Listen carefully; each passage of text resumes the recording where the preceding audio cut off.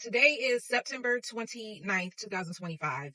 Not sure I will post this in real time, but your girl has gone through a truly faith journey where I wouldn't say I had no choice but to go back to work, but I really had no choice but to go back to work. So for those of you who are familiar with my story, is I know I heard God said, this is your last year teaching. I truly believe this last year was like a sabbatical for me. Unpopular opinion, I don't regret it. I don't take it back. Nevertheless, what I do regret is a lot of people assumed that I was thriving off my book sales and my business. No, I had other monies to the side that I relied on, and that is what sustained me over the past year. And my regret number one was I did not truly budget the way I should have, and I would have went.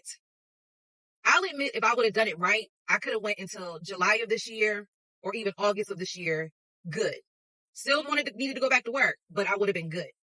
Number two, I regret there were certain systems I feel like I should have put in place business wise that if those had been set up, I maybe would be in a better place financially, but I still would have to go back to work. That's my only two regrets. Okay. Nevertheless, how this all started, and this is where we're going to go into story time, is I kind of knew I need to go back to work, but I was in this weird place where I didn't know, do I want to go back to teaching? Do I want to, is this where God wants me to be? Because I truly believe in being where God wants me to be. And finally, my bishop said something one night that freed me. And he was like, sometimes you have to do what you can do naturally and then believe God to come in with the provision. But don't sit around waiting on the supernatural when you haven't worked the natural. That's a word for somebody. So, ironically, I got called to be a sub. And for whatever reason, I thought I wasn't being paid like a sub. I thought I would be paid like a teacher. And came in those 3 days, did lesson plans, learned all the kids' names and everything. And then realized I can do this full time. But then at the same time, I was told by the principal I was asked to cover for, you can't come back because you're not fully cleared in the ESS system. And they want you fully cleared to make sure everything is straight and we're doing things the right way. Cool. But in the midst of me going home, I realized, nah, you don't need to work for ESS. You need to get a full-time contract, get this signing bonus. When I used to work in the district, I used to do what is called homebound, get that money rolling, like just start building bank. So I applied for the positions. No, at first there was controversy on whether or not I could apply for the positions because it came out, oh, you work for ESS. You can't work for us. You have to work 90 days. Then he came back out, well, no, you're technically an applicant. So we can go ahead and take you through the hiring process and yada, yada, yada. You're not completely hired by ESS. Okay. So went through the whole hiring process.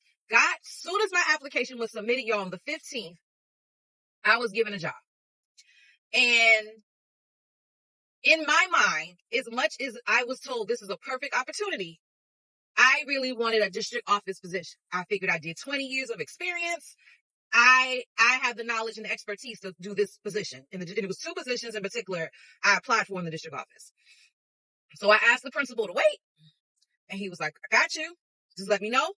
And then finally, when I reached back out, because I was waiting a lot, they feel like a little bit longer than I needed to. And I reached back out to the principal and I let him know, I really want this district level position. So he said, well, how about this? Let me know what you decide and just keep me posted. So keep waiting. And then finally I reached out to a former administrator of mine, the best administrator I had ever. And the administrator said, he's now a principal, said, I know you want this district level position. I said, well, what would you do if you were in this position where I really want this district level position, but I've been offered this other position. And mind you, on top of that position, if I had applied for, it was 2 middle school positions and a high school position. And if I wanted it, it was mine. Let's be honest. It was we had to interview and see. No, my name carries weight. Okay. As a child of God who did what she did well, my name carries weight. So fun fact, to show you how much my name carries weight, when I applied for the position I was first offered, my application was submitted by like 12:30. By 2:00, that principal was calling me. Proof. So I finally reached back out to that first offer I received and was like, I don't see the position on the website. So what can we do? And he said, don't worry about it. Just hold on. We're going to figure something out.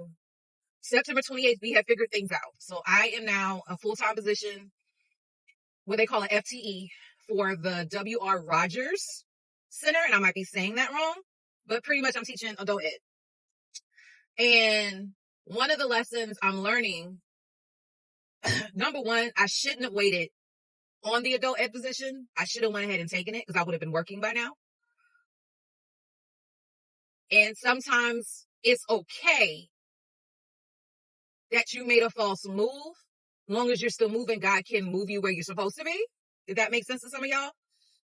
So again, I have some regrets that I'm sharing with you to hopefully help some of you in your process. So right now I'm in the process. I just wanted to share that journey with you and hopefully encourage some of you not to give up hope, not to be dismissive of your journey. And I say don't be dismissive because there's some people look at me like I'm crazy. Like, why didn't you do this? Why didn't you do that? And you're wrong for doing this. And let's be real, because of my hesitancy in making some decisions, it caused me to rely on a particular person that I really did not want to have to rely on. People, systems, but I had to do what I had to do because I made those decisions. But please know, recompense, repayment, all that's going to happen. And I believe God is going to blow my mind with the situation. Now, am I still an author? Yes. Am I still a publisher? Yes. Am I still open to help people publish their books? Yes. Am I going to be open to writers' workshops? Right now, I think I'm only open to the weekend. If I find out from my boss that I can leave at a certain time or with my hours, I am truly blessed and truly thankful to be in a position where I can teach. But the beauty of adult ed, there is no such thing as IEPs and 504s, unless I'm wrong. I might be wrong. There is no such thing as parent-teacher conferences, probably. Your school having events, like after-school events, all that. Now, granted, will I be still attending things like that? Yeah, because I have my roses. I have a huge group of students, which I need to be like, I haven't heard from neither one of y'all. Like, what's going on? There's a group of seniors this year that I recruited them when they were in 5th grade in my AVID class, and they're graduating this year. And a lot of those kids were with me all 3 years. So I'm kind of bummed that I missed one. He got homecoming. I wanted to go to the game, but we had something else was going on that night, and I could not go. I'm making it a point. I think homecoming, Ridgeview was playing Spring Valley, and I'm going to be able to see is 2 sets of students play each other. I could have saw 2 sets of students at the Westwood Ridgeview game, but I'll admit my church had an event already that I had to attend. I wanted to attend, and it was raining. So, that's. And when I talk to people about adult ed, I heard nothing but high praises. I heard nothing but you're going to love it. And this is, I'm excited.